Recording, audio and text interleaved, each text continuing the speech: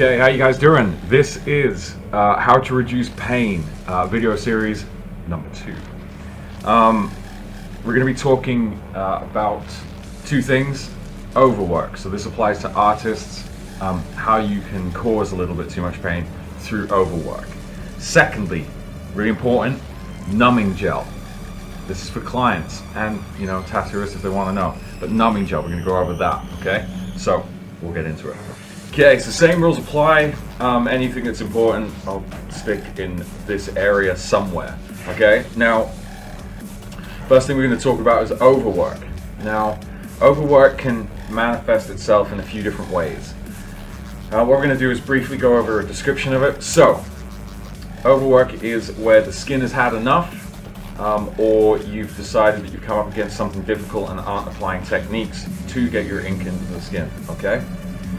Now, there's a few different things. First, tension. So when you're stretching the skin, with your hand and then you're applying your ink, right? If you are not applying enough tension and doing the tension correctly as the day goes on, or maybe you're just getting tired and not paying attention to, as you've moved, that the skin needs to be pulled into different areas, that can slow your rate at which you get the ink into the skin. Now, if you are applying correct tension, the ink will go in.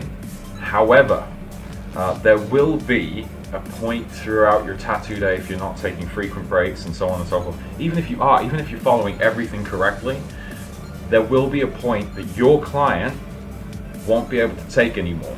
Now, by that I mean the client might be able to deal with the pain. The pain might not be the problem. The problem might be that the skin has had enough. All right?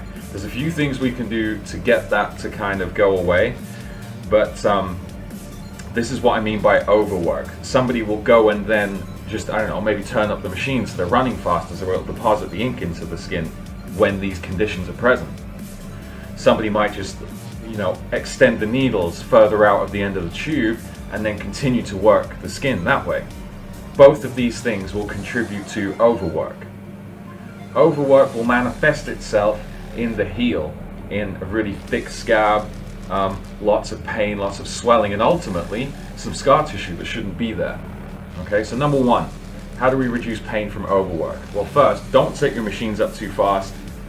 Second, don't turn around and go, okay, I'm just gonna hang the needles out a bit further, right? If you do those two things together, you're just gonna wreck the skin.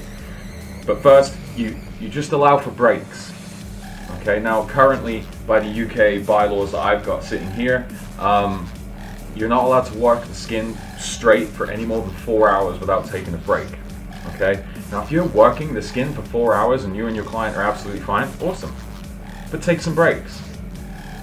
So, to reduce this condition, take a break, get them some sugar, some caffeine, provided they're not intolerant to either, right? Obviously make sure they're okay and they're safe. Food is the big one. Okay, that will all help reduce these conditions. Let it rest. Now, they're going to be stinging. The skin is going to sting. Let that stinging dissipate before you come back to it. And you might get another hour or so before you need to do that break again. Rinse and repeat all day long. Okay?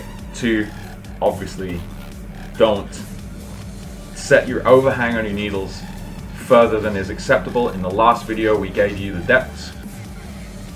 And don't turn your machine up just because it's not going in that great.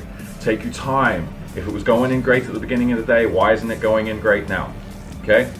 Go over that, you should be fine. Now, if you guys want to know a little bit more in detail how to set the machines up or how I set my machines up, all of that stuff is available in the course. You would obviously have to pay for that privilege. I'm not giving away our trade secrets for nothing. But it's in there if you want to know. Some of the basic information is in the previous How to Reduce Pain Series 1 video, okay? Check that out if you haven't already. Okay, so now numbing cream. And as a client, why you really shouldn't be using it at the moment, okay? This is something we get asked about all the time, but numbing creams, real pain in my ass.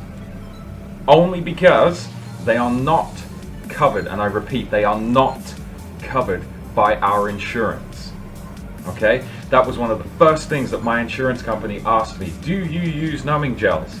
If you do, we cannot provide you cover. Okay? Now, the example that was given to me is that the numbing gel is meant for a topical use, so it's applied on top. Now, the first argument I got given was, oh, but they use it for injections. Yes, this is correct. But a hypodermic needle, a tri-beveled hypodermic needle, is very different in its structure and shape compared to a tattoo needle. Okay? A tattoo needle is just designed to push stuff underneath the skin.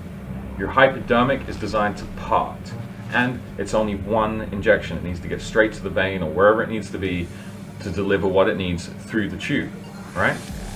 If you have a tattoo machine and you're pumping quantities of the numbing gel alongside your pigment straight into the skin, the example that was given to me by my insurance, now you can check these guys out. If you want to, leave me a comment and I will message you with my insurance company and you can see these guys. They are a big leader in tattoo insurance, okay? But if you tattoo enough quantity of the gel into the skin, it should say somewhere on the package that it's not meant for open wounds, okay? It's not meant for puncture wounds, which this is, okay? If you put enough underneath the skin, right, it can be toxic. Right? Toxic. It can be poisonous to your system. This is numbing gels. Now, let's say you're watching this video and your tattoo's in less than an hour. Well, and you've put numbing gel on, right? Okay. Well, that sucks.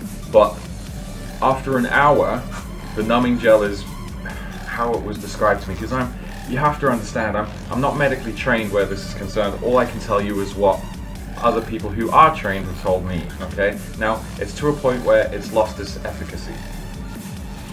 And at that point, you know, if you can clean the area of the gel or the cream, and then you should be able to be tattooed, right? So it's about an hour, and then you can be tattooed without the issue. That's what my insurance company told me.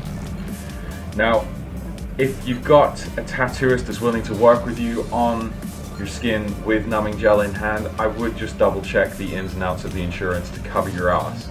Because if, as a tattooist, guys, if you, and girls, right, if you guys don't check your insurance and you tattoo somebody and something happens, it's your ass, it's your license, everything, gone. Right, depending on how hard they want to throw the fucking book at you. So do pay attention to this stuff. Check your insurance, check where your standards are. If it's not regulated, get them to clarify it. Right? And you know, just check yourselves out. Just make sure that your insurance is in place to cover if you're using gels. Because you know what? At the end of the day, if you're not worried about your client's safety, don't be in this industry. It's as simple as that. I'm going to call it. Most of you do, right? I'm talking to the very, very few that just don't give a crap. You guys know who they are. But as a community, we should go, hey, sort that shit out. That's it. Numbing gels. Next week, we'll go over a few more topics. However, I'm getting out into the sort of other stuff about the industry, like pain reduction.